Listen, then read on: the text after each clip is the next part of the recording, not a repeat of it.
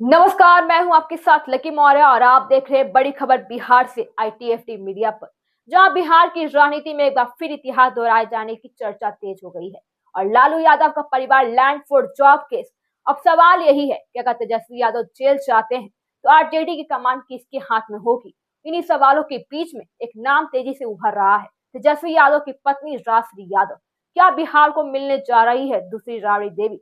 आइए पूरी कहानी में आपको विस्तार से बताते हैं। बिहार की राजनीति में इन दिनों उथल पुथल मची हुई है और लैंड फॉर जॉब मामले में लालू परिवार पर कानूनी शिकंजा कसा जा रहा है।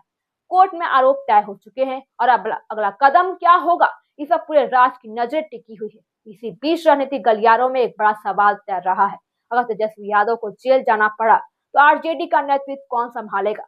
दरअसल यह सवाल बिल्कुल नया नहीं है, बल्कि बिहार की राजनीति से इससे पहले भी ऐसा दौर देख चुकी है।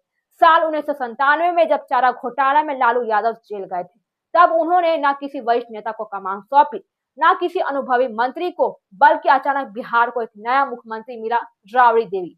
राबड़ी देवी का राजनीति से कोई सीधा नाता नहीं था, लेकिन लालू यादव के फैसले ने बिहार की राजनीति की दिशा ही बदल दी। अब करीब 3 दशक बाद वैसी स्थिति एक बार फिर बनती दिख रही है और इस बार केंद्र में है तेजस्वी यादव और उनकी पत्नी राबड़ी यादव। राजनीतिक जानकारों का मानना भी है और कहना है कि अगर तेजस्वी यादव को जेल जाना पड़ा तो आरजेडी को टूट से बचाने और सत्ता की बागडोर परिवार में रखने के लिए राबड़ी यादव को आगे किया जा सकता है। अब सवाल ये भी है, कौन है राबड़ी यादव और क्यों उन्हें दूसरी राबड़ी देवी कहा जा रहा है। राबड़ी यादव, जिनका नाम शादी से पहले रेचल था, मूल रूप से हरियाणा की रहने वाली थी। उनकी पढ़ाई लिखाई और परवरिश दिल्ली में हुई है, लेकिन राजनीति से उनका कोई भी सीधा नाता बिल्कुल नहीं रहा।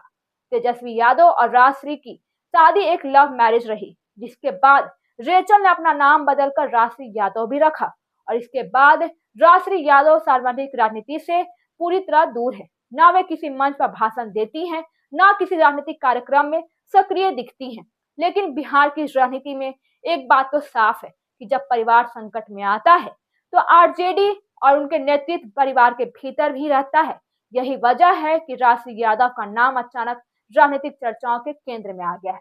और आरजेडी के इतिहास पर नजर डाले तो पार्टी का नेतृत्व हमेशा लालू प्रसाद, उनके परिवार के इर्द गिर्द ही रहा है। लालू यादव, राबड़ी देवी और तेजस्वी यादव। और अब अगर तेजस्वी यादव पर कानूनी संकट गहराता है तो अगला नाम राबड़ी यादव का होगा। खास बात तो यह भी है कि तेज प्रताप यादव को पहले से ही पार्टी और परिवार से बाहर किया जा चुका है और ऐसे में आरजेडी में तेजस्वी यादव के बाद कोई स्पष्ट दूसरा चेहरा मौजूद नहीं है।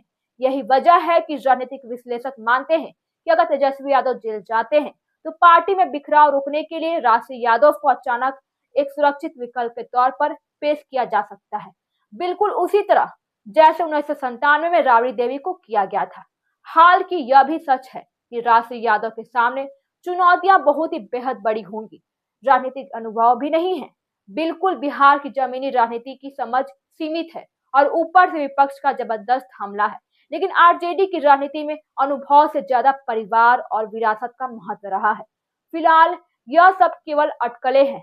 न तेजस्वी यादव ने, न राबड़ी यादव ने और न ही आरजेडी ने इस पर कोई आधिकारिक बयान दिया है और सब कुछ अभी टिका है कोर्ट के अगले फैसले पर। तो सवाल तो वही है, क्या बिहार में एक बार फिर राजनीतिक इतिहास को दोहराने की एक बार राबड़ी देवी देखेगी? क्या राबड़ी यादव राजनीति में कदम रखेंगी या फिर आरजेडी को कोई नया रास्ता चुनेगी? इस सियासी ड्रामे का अगला अध्याय कोर्ट के फैसले के साथ ही लिखा जाएगा। फिलहाल अभी के लिए बस इतना ही। मैं हूं आपके साथ लकी मौर्य, आईटीएफटी मीडिया पर। हमारे चैनल को सब्सक्राइब कीजिए और शेयर कीजिए।